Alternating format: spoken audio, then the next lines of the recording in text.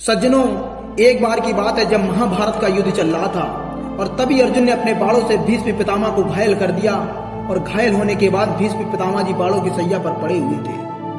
धृतराष्ट्र के पुत्र कौरव और कुंती के पुत्र पांडव उनसे हर रोज मिलने आया करते थे। एक दिन की बात है जब पांचों भाई द्रौपदी भीष्म पितामह की बाणों की सैया के चारों तरफ बैठे हुए थे और भीष्म पितामह जी उन्हें उपदेश दे रहे थे और सभी लोग उनके श्रद्धा पूर्वक उपदेशों को सुन रहे थे। और तभी अचानक द्रौपदी जोर जोर से खिलखिलाकर हंसने लगी और चारों तरफ सन्नाटा सा पसर गया।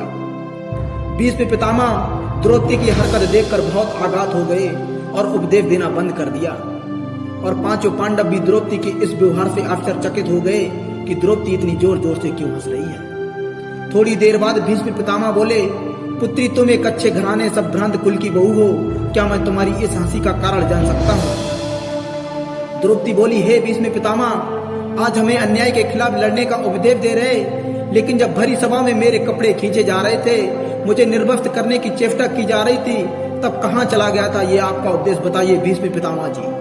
और उस समय आप भी सर झुकाए मौन धारण करके आप भी खड़े हुए थे और आज हमें उपदेश दे रहे। ये सुनकर भीष्म पितामह की आंखों में आंसू आ गए और दुखद स्वर में उन्होंने कहा, पुत्री तुम तो जानती हो कि मैं उस समय दुर्योधन का अन्न खा रहा था और वह अन्य प्रजा को दुखी करके एकत्र किया गया था।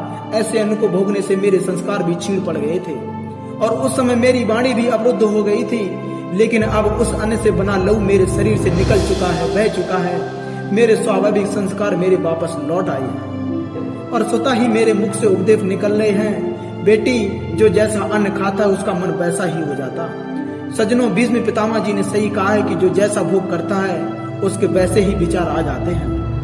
सज्जनों, और कहा जाता है कि विभीषण रावण के राज्य में भी रहकर नहीं बिगड़ा और कैकेयी राम के राज्य में भी रहकर नहीं सुधरी। इस पर आपकी क्या राय है, हमें कमेंट बॉक्स में जरूर अपनी राय दें और अगर चैनल पर नए हैं तो चैनल को सब्सक्राइब जरूर कर लें।